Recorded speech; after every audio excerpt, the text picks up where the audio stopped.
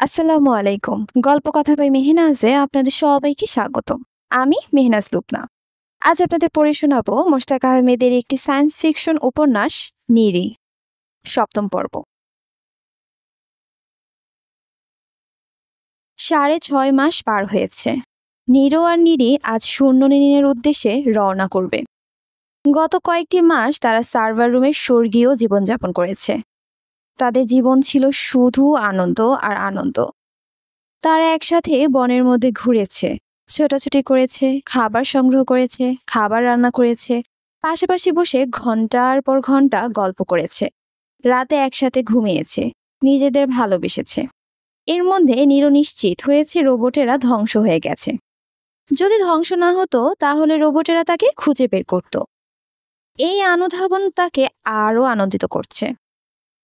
এজন্য বিভিন্ন সময় সে নিরির প্রতি তার কৃতজ্ঞতাও প্রকাশ করেছে। অন্যদিকে নিরি অনুধাবন করেছে নারীর জীবনে পুরুষের গুরুত্ব কতটুকু। সে নিশ্চিত বড় ধরনের কোনো এক ভুল বোঝাবুঝির কারণেই পৃথিবীর উপরের নারীরা পুরুষদের নিশ্চিহ্ন করে ফেলেছে, যা করা নারীদের উচিত হয়নি। একজন নারীর জীবনে পুরুষের গুরুত্ব যে সবচেয়ে বেশি, তাতে তার এখন কোনো সন্দেহ নেই। তুমি দেখতে সুন্দর, পুরুষের শুধু এই কথাটুকুই নারীকে যে কতটা আনন্দ দেয় তা যে নারী না শুনেছে সে বুঝবে না। শারীরিক কিংবা মানসিক অন্য ভালোবাসা ভালো লাগার কথা না হয় বাদই থাকলো, নীরের মাঝে মাঝে ইচ্ছে হয় পৃথিবীর উপরে গিয়ে সকল নারীকে বলবে, তোমরা পুরুষদের নিশ্চিহ্ন করে ভুল করেছ, অন্যায় করেছ। এখনো সময় আছে। ভূগর্ভের যে কয়েকজন পুরুষ এখনো বেঁচে আছে তাদের শরীর থেকে কোষ নিয়ে তোমরা প্রত্যেক নারীর জন্য একজন করে পুরুষ সৃষ্টি করো। দেখবে তোমাদের জীবন কত সুন্দর আর আনন্দময় হয়। কিন্তু নিরি জানে বাস্তবে তা কখনোই সম্ভব হবে না। পুরুষদের নারীরা ঘৃণা করে। কথা বলা তো দূরের কথা, পুরুষদের দেখা মাত্রই হত্যা করে নারীরা। এই কারণে পৃথিবীর উপরে নারীরা আর কোনো দিন সুখী হতে পারবে না। নিরো আর নিরি সার্ভার রুমেই জীবনটা কাটিয়ে দিতে চেয়েছিল, কিন্তু কয়েকদিন ধরে নিরি অসুস্থ বোধ করায় নিরো চিন্তিত হয়ে পড়ে। প্রায়ই নিরির শরীরে তাপমাত্রা বেড়ে যায় এবং দুর্বল দুর্বল লাগে। মাঝে মাঝে নিরি চুপচাপ শুয়ে থাকে। নিরির যে চিকিৎসার প্রয়োজন বুঝতে পারে নিরো। শূন্যনীরে গিয়ে ডাক্তার হিজুর সাহায্যে নেওয়ার কথা বললে নিরি প্রথমে রাজি হয়নি, পরে নিরোর অনেক কষ্টে নিরিকে রাজি করিয়েছে। এই জন্যই আজ সকালে তারা শূন্যনীনের উদ্দেশ্যে যাত্রা শুরু করার প্রস্তুতি নিয়েছে।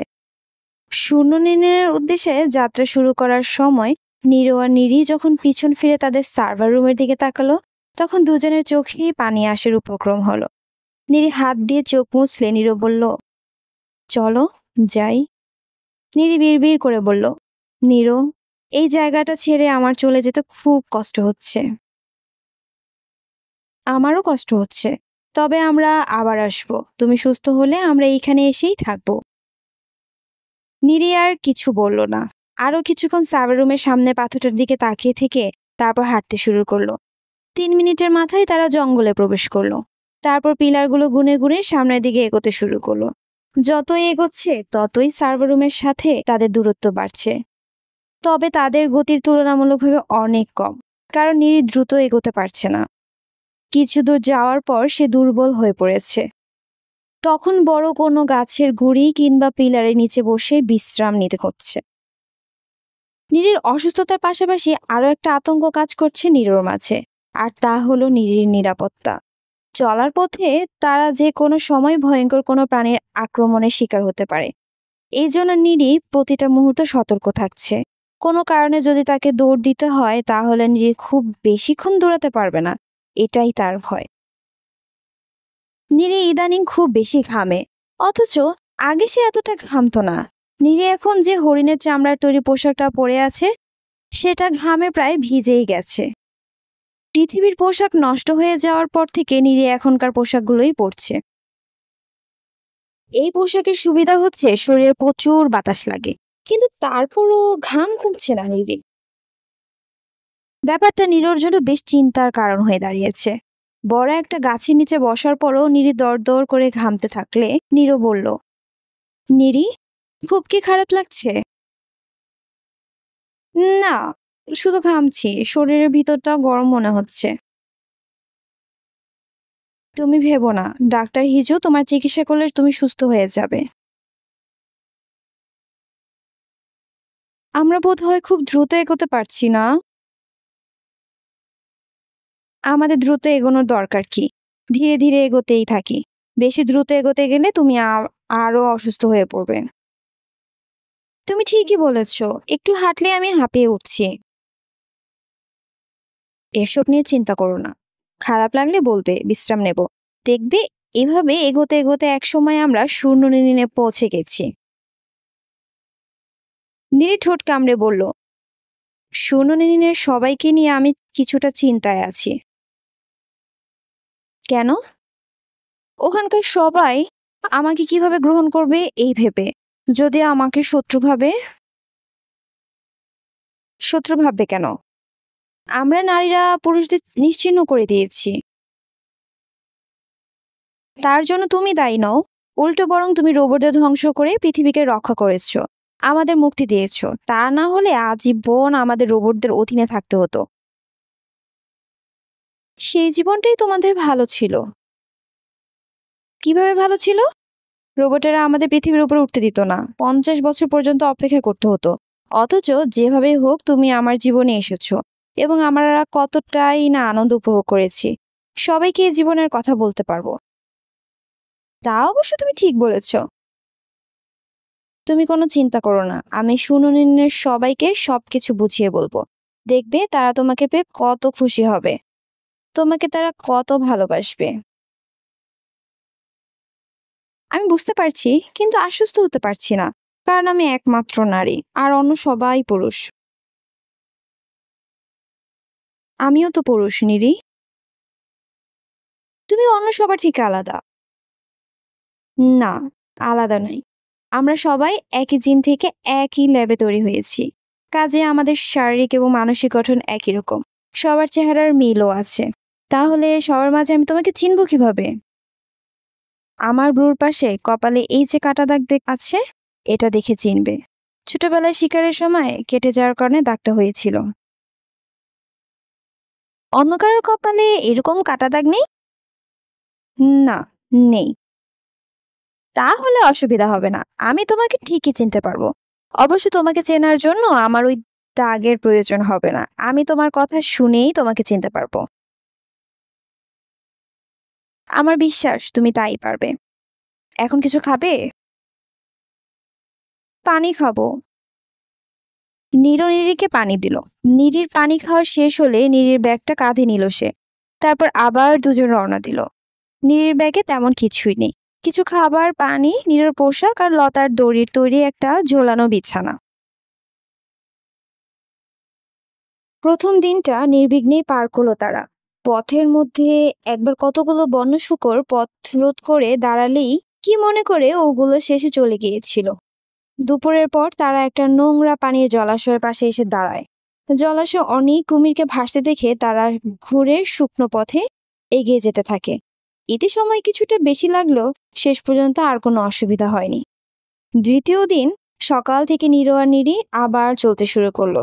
নিরো সামনে, নিরি পেছনে। সারাদিন তারা থেমে থেমে এগোলো।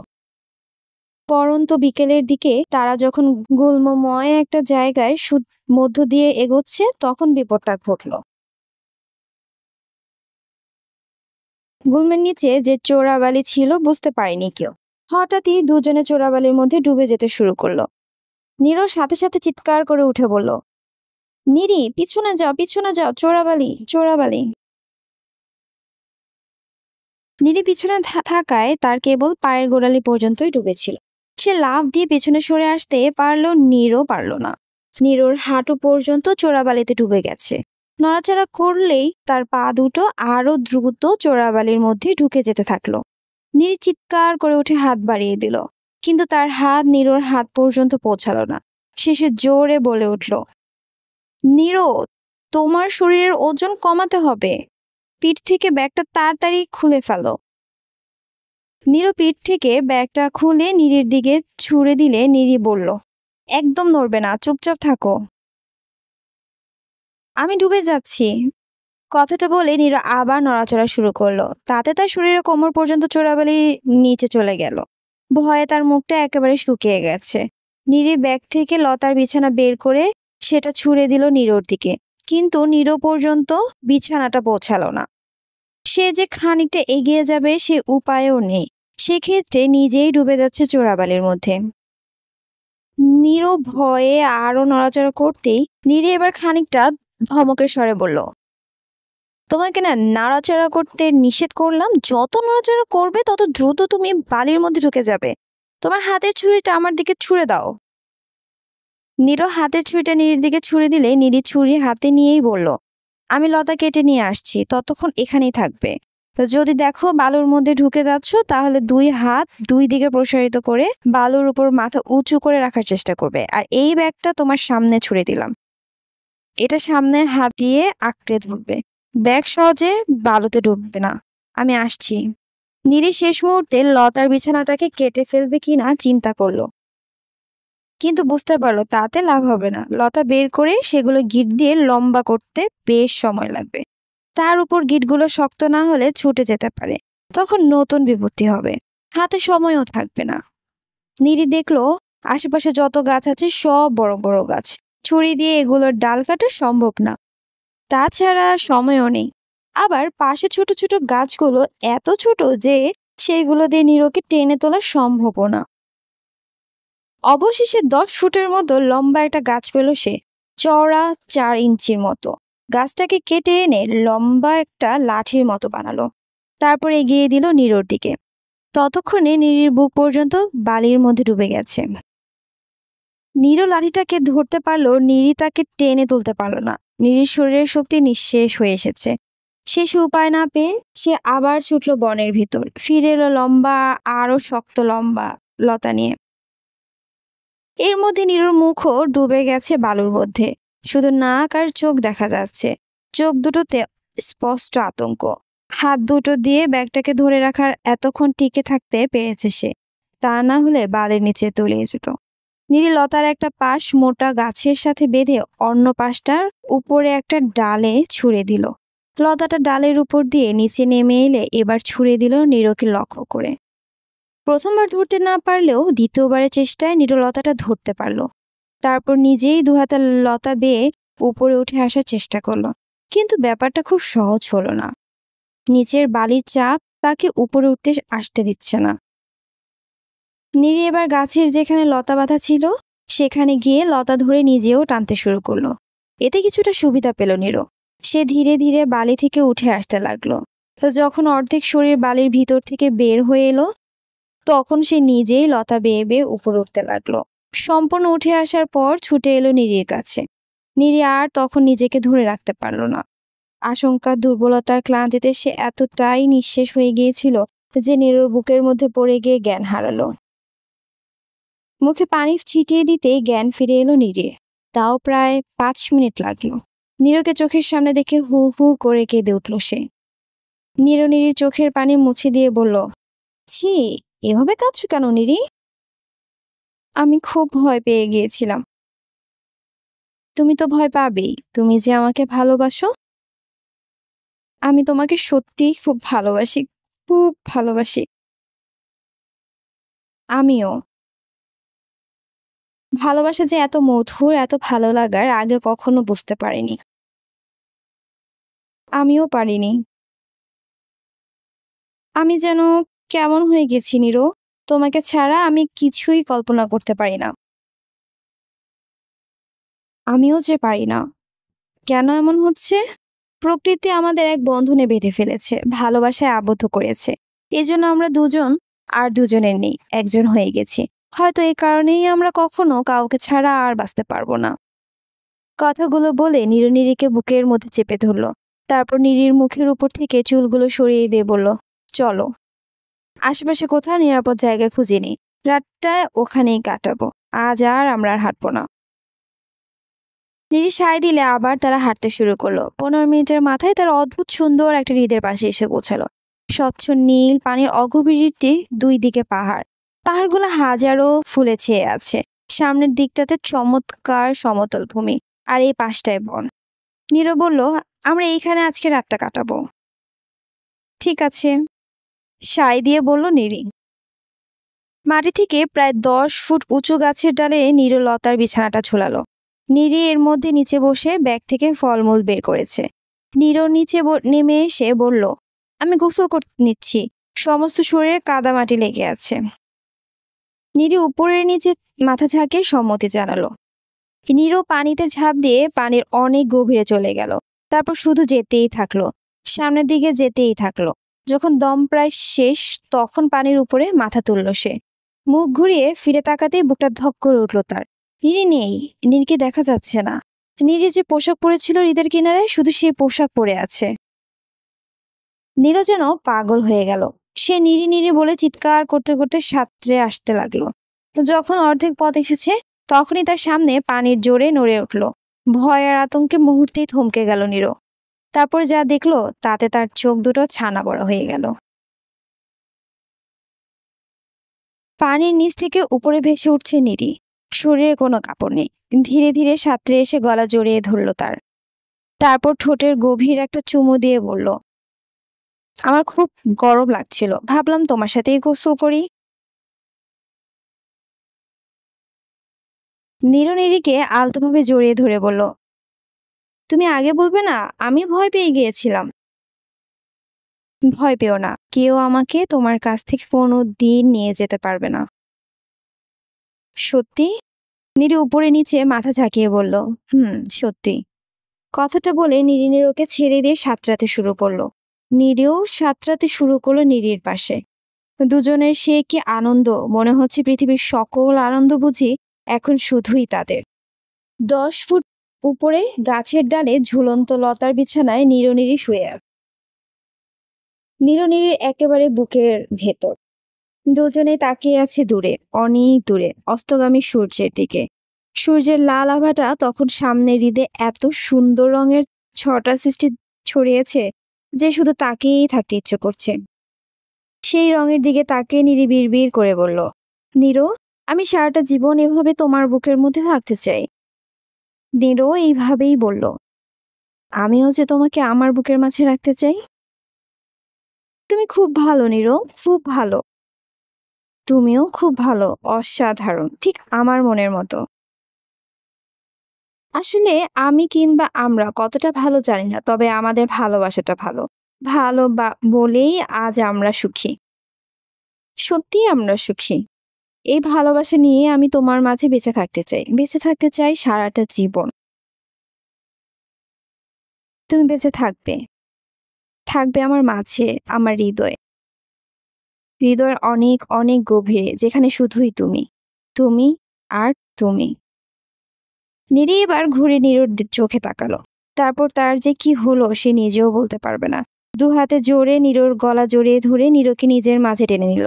নীরু নিজেও নিরিকে আঁকড়ে ধরল নিজের মাঝে, একেবারে হৃদয়ের ভিতর, যেখানে আছে শুধুই নিরি, নিরি আর নিরি। নীরু আর নিরি আবেগময় ভালোবাসার মধ্যে কৃত্রিম নিরিনের কৃত্রিম সূর্যটা হারিয়ে গেল কৃত্রিম দিগন্তের ওপাশে। তারপর উকি দিল ভরা পূর্ণিমার বিশাল চাঁদ। পূর্ণিমার চাঁদ সুন্দর, এটা যে যেমন সত্য তেমনি চাঁদটাও যে কৃত্রিম সেটাও সত্য। তবে এই কৃত্রিমতা নীরুর আবেগ ভালোবাসাকে এতটুকু ম্লান করতে পারল না। কারণ নিরির মতো দুজন নরনারীর সত্যিকারের ভালোবাসা যে সবচেয়ে খাঁটি, নির্মল আর পবিত্র। পৃথিবীর কোনো কৃত্রিমতাই কখনোই এই নির্মলতা আর পবিত্রতাকে ম্লান করতে পারবে না। নীরু আর নিরির শূন্য নিরিনে এসে পৌঁছাতে মোট 5 দিন লাগলো। শূন্য নিরিনের সবাই তাদের দেখে তো অবাক। তারা সবাই ভেবেছিল নীরু মারা গেছে। এই জন্য নীরুর ফিরে আসা তাদের জন্য বিরাট এক বিস্ময়। তার চেয়েও বড় বিস্ময় নিরি। তাদের সামনে নিরি নামের একজন নারী দাঁড়িয়ে আছে, এটা তারা কল্পনাও করতে পারছে না। তাই অনেকে ঘুরে ঘুরে নিরিকে দেখছে। নিরি কিছুটা লজ্জা পেল, কিছুক্ষণের মধ্যে স্বাভাবিক হয়ে গেল। নিরিকে নিয়ে যারা সবচেয়ে বেশি উৎসাহী তারা হলো 6 এবং 11 বছরের 10 জন শিশু। ওদের কেউ কেউ নিরিকে স্পর্শ করেও দেখছে।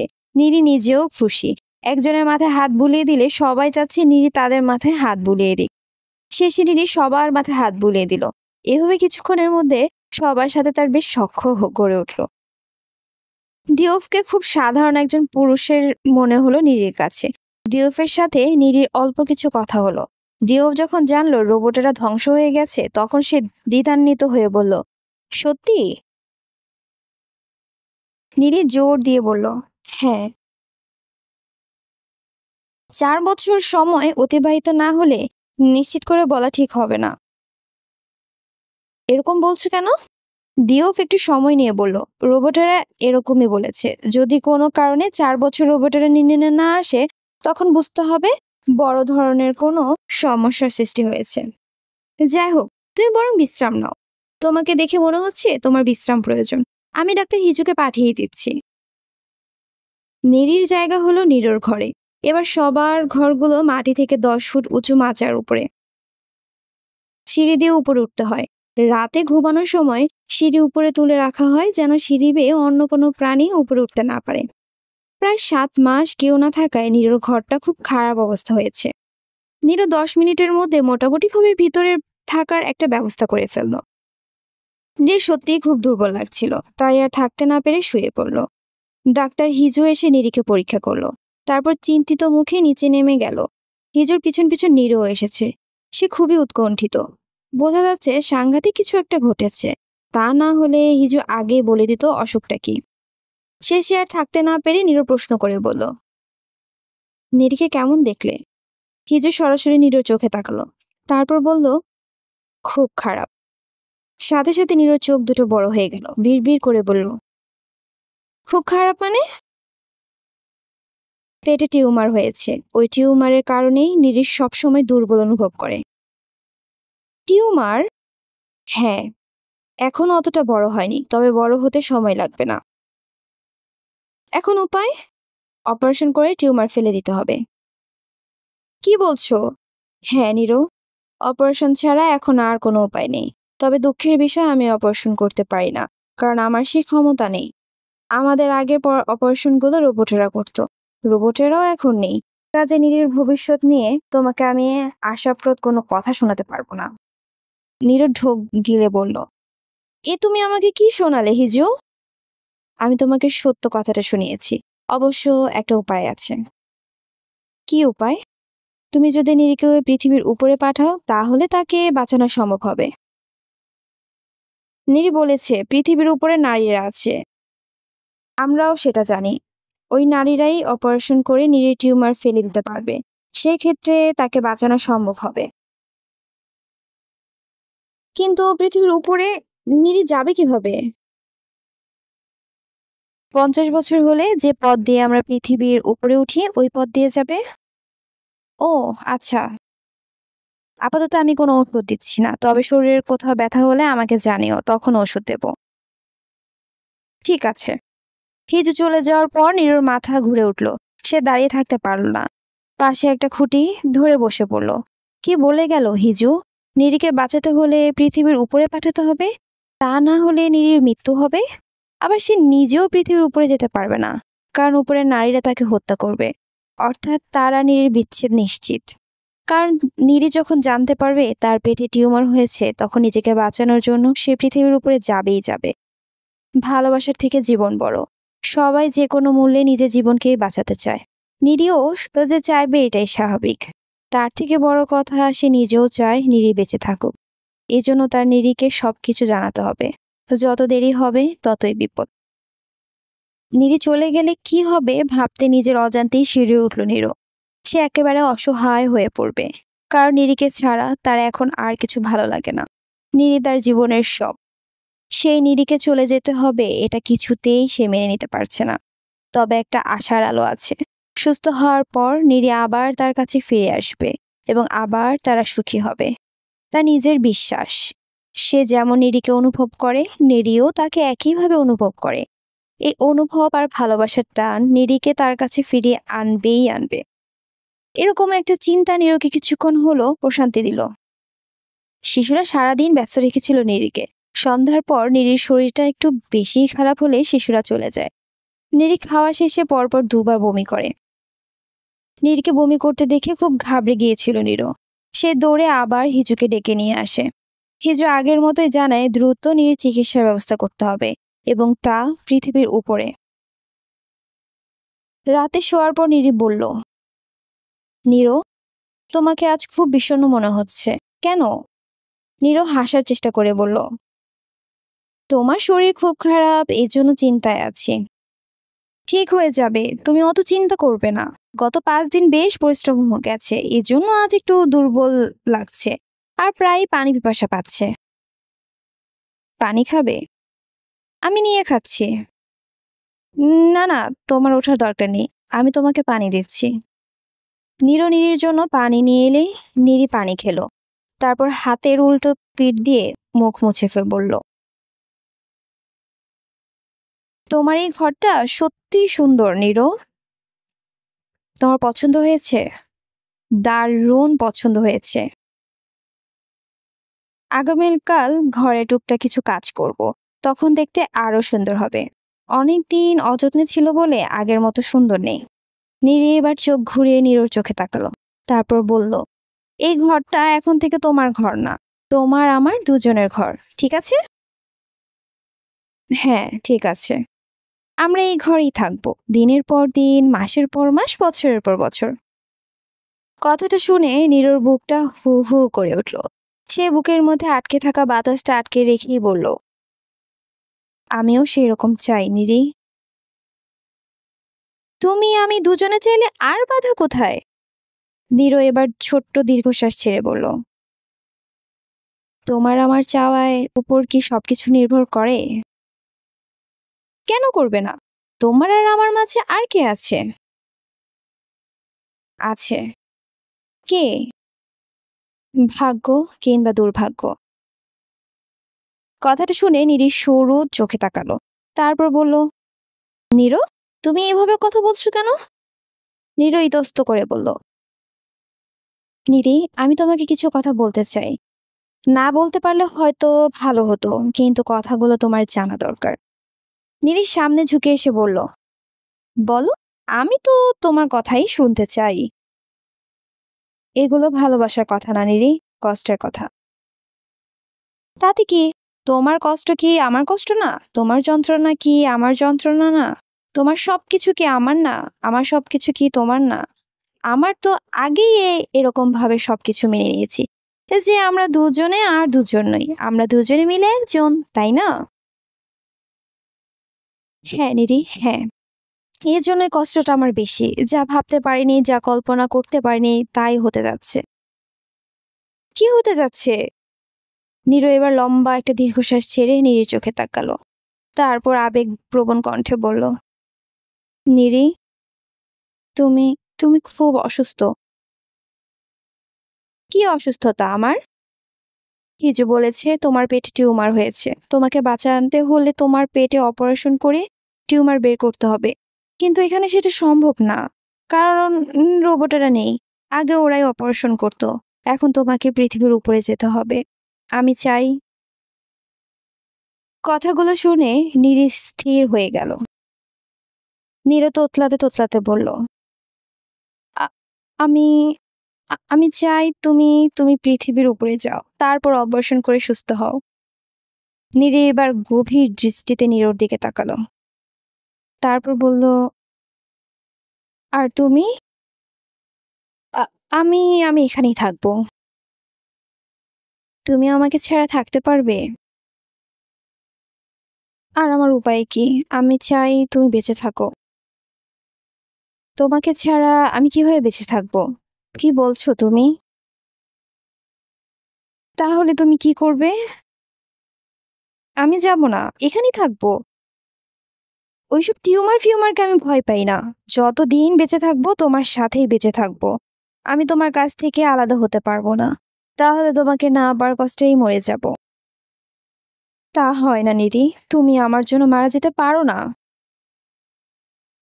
আমি মারা গেলে তোমার জন্যই মারা যাব। তবে এটা সত্য, আমি তোমার পাশে বেঁচে থাকতে চাই। কিন্তু ব্যাপারটা সহজ না, কারণ তোমাকে এই মুহূর্তে পৃথিবীর উপরে নিয়ে যাওয়া সম্ভব না। আর সম্ভব না বলে আমি তোমাকে ফেলেও যেতে পারবো না। কাজেই আমার আর কোনো উপায় নেই। তোমার সাথে এখানেই থাকবো, আর তোমার এই ছোট্ট সুন্দর ঘরে। এটাই হবে আমার শান্তি আর ভালোবাসার ঘর। নীরও কিছু বলতে পারল না। তার চোখ দিয়ে টপ টপ করে পানি বেরিয়ে এলো।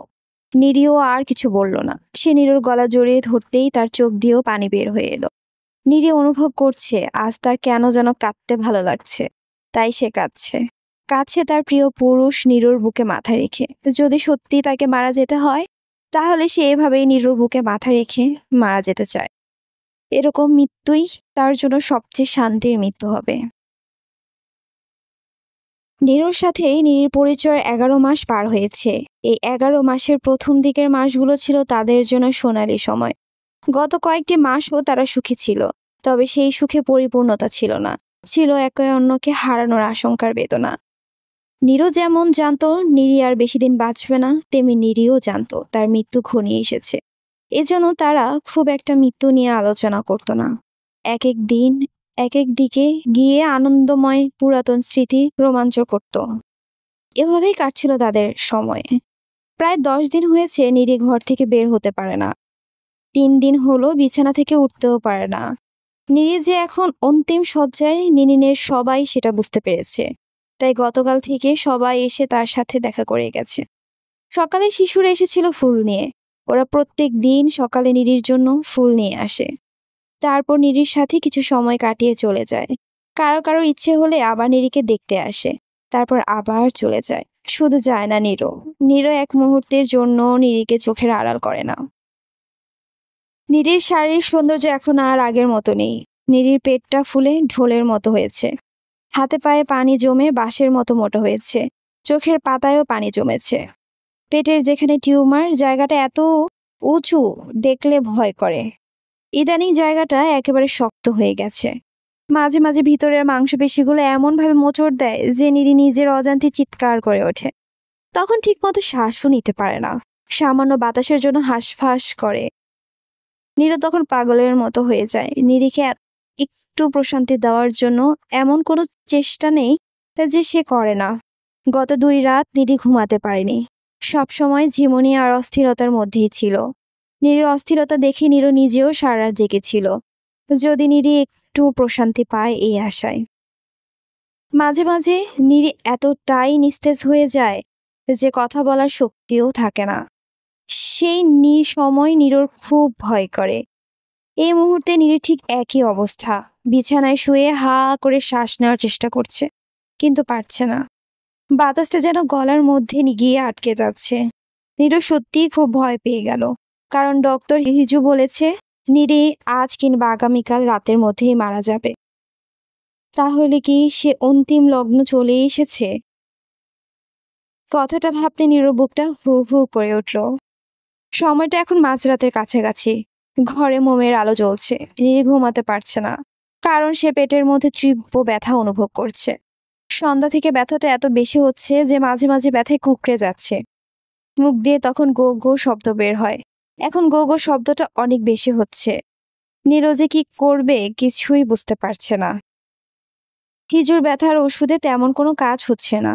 এই জন্য সে একেবারে দিশেহারা হয়ে গেল। শেষে করার মতো কিছু খুঁজে না পেরে নিরির মাথায় হাত বুলিয়ে দিয়ে বলল, নিরি, খুব কষ্ট হচ্ছে।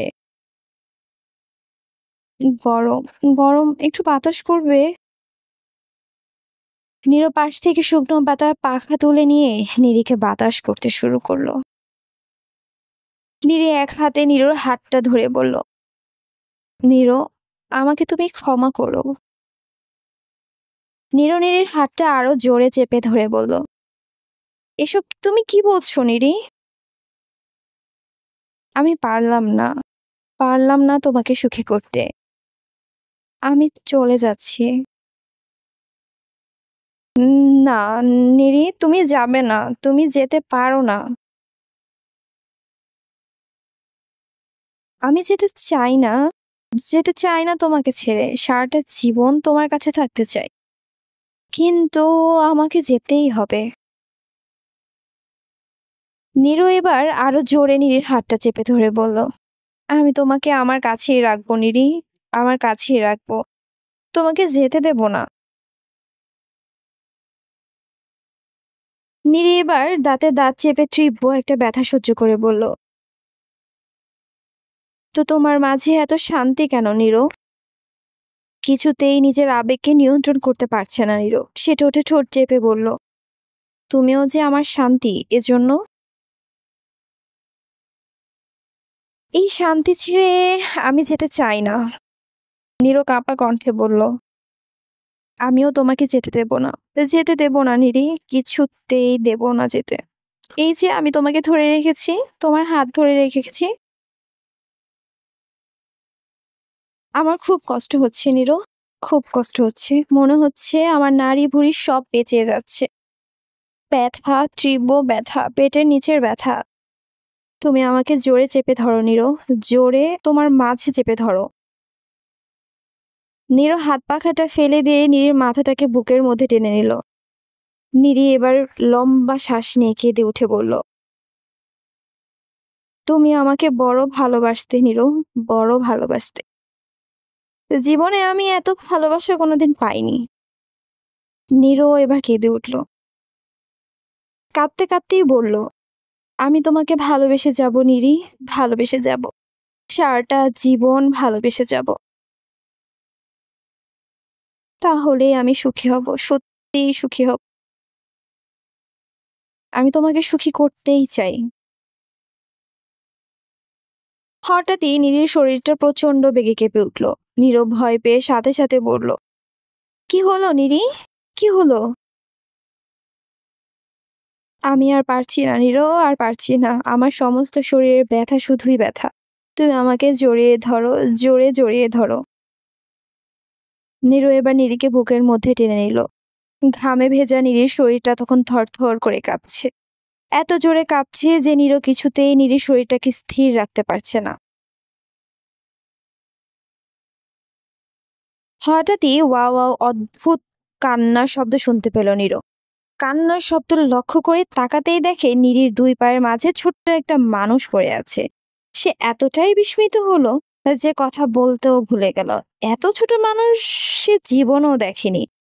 ভালো মতো লক্ষ্য করলে বুঝলো ওটা একটি ছেলে। ছেলেটিকে কোলে তুলে নিতেই নিজের মধ্যে কেমন যেন আনন্দ অনুভব করলো সে। নীরিকে বলল, নীরি, দেখো দেখো, ছোট্ট একটা ছেলে, কি সুন্দর। নীরে অর্ধচেতন অবস্থায় পড়েছিল। আধখোলা চোখে সে ছেলেটিকে দেখে নিজেও হাসল। এরপরের ঘটনা আরো বিস্ময়কর। নীরের পায়ের কাছে আবারও কান্নার শব্দ শোনা গেল। নীরও তাকিয়ে দেখে আরো একটি ছোট্ট মানুষ, তবে একটা মেয়ে। দুটোকে দুই কোলে নিতেই নীরর সে কি আনন্দ! নিজের অজান্তেই সে বলে উঠল, আমি জানতাম ছেলে মেয়ে একসাথে থাকলে তাদের বাচ্চা হয়। কিভাবে হয় তা জানতাম না, এখন বুঝতে পেরেছি নীরি। আমার কি মনে হচ্ছে জানো, এই দুটো বাচ্চা তোমার আর আমার। দেখো দেখো, ছেলেটির চোখ আর নাক একেবারে তোমার মতো, আর মেয়েটির নাক আমার মতো। তীব্র ব্যথার মধ্যেও নীরের হাসিটা আরো বিস্তৃত হলো। সে বিড়বিড় করে বলল, ওরা কাঁদছে কেন? ওদের খিদে পেয়েছে। খিদে পেয়েছে? হুম। কি খাবে ওরা? রোবটরা বলেছিল মানুষের বাচ্চা হলে নারীদের বুকের দুধ খাওয়ানো হয়। তুমি ওদেরকে দুধ খাওয়াও, দেখবে কান্না থেমে যাবে। বাচ্চা দুটোকে নীরির বুকের উপর রাখতেই ওরা নিজেরাই দুধ খেতে শুরু করলো। একই সাথে কান্নাও থেমে গেল। নীরও এবার নীরির দিকে মনোযোগী হয়ে বলল, নীরি, তোমার ব্যথার কি অবস্থা? এখন ব্যথা অনেক কম। আমার কি মনে হচ্ছে জানো? কি মনে হচ্ছে? এই বাচ্চা দুটো তোমার পেটের মধ্যে ছিল বলেই তোমার ব্যথা হচ্ছিল। এখন তোমার ব্যথা কমে যাবে। আমার যে কি আনন্দ লাগছে তোমাকে বোঝাতে পারবো না। তোমার ব্যথা কমে গেছে। আবার একই সাথে আমরা একটা ছেলে আর একটা মেয়ের বাচ্চা পেলাম। ওরা আমাদের, শুধুই আমাদের। নীরর ছেলে মানুষই দেখে নীরি নিজেও হাসলো। তারপর বলল, পানি খাবো। অবশ্যই পানি খাবে। নীরিকে পানি খাওয়ালো। পানি খাওয়ার 10 মিনিটের মধ্যে নীরি ঘুমিয়ে পড়ল। বাচ্চা দুটো দুধ খেতে খেতে নীরির শরীরের উপরেই ঘুমিয়ে পড়ল। ঘুমের মধ্যেও ওরা দুধ খাচ্ছে। নীরো ছেলেটিকে সরাতে গেলে ছেলেটি হালকা নড়ে উঠল। বোঝা গেল আসতে চাচ্ছে না। নীরো নানাভাবে বাচ্চা দুটোকে দেখতে লাগলো, কখনো কাত করে, কখনো সোজা হয়ে, আবার কখনো সামনে ঝুঁকে। অদ্ভুত সুন্দর দুটো বাচ্চা। তার খুব ইচ্ছে করছে ওদেরকে কোলে নিতে, কিন্তু সাহস পাচ্ছে না, যদি কেঁদে ওঠে। নীরো লক্ষ্য করেছে বাচ্চা দুটো যখন কাঁদছিল তখন তারা খুব কষ্ট হচ্ছিল। ওই কষ্টটা সে আর পেতে চাচ্ছে না। এজন্য বাচ্চা দুটোকে আর সে টানাটানি করলো না। শুধু শুকনো একটা পশুর চামড়া দিয়ে ওদের শরীরকে ঢেকে দিল। আজ এই পর্যন্তই। যদি আপনাদের আমার কাছ থেকে গল্পটি শুনে ভালো লেগে থাকে তাহলে প্লিজ কমেন্ট করে জানাতে ভুলবেন না। আর আমার চ্যানেলটি যদি ভালো লেগে থাকে তাহলে অবশ্যই লাইক, শেয়ার অ্যান্ড সাবস্ক্রাইব করবেন। Thank you.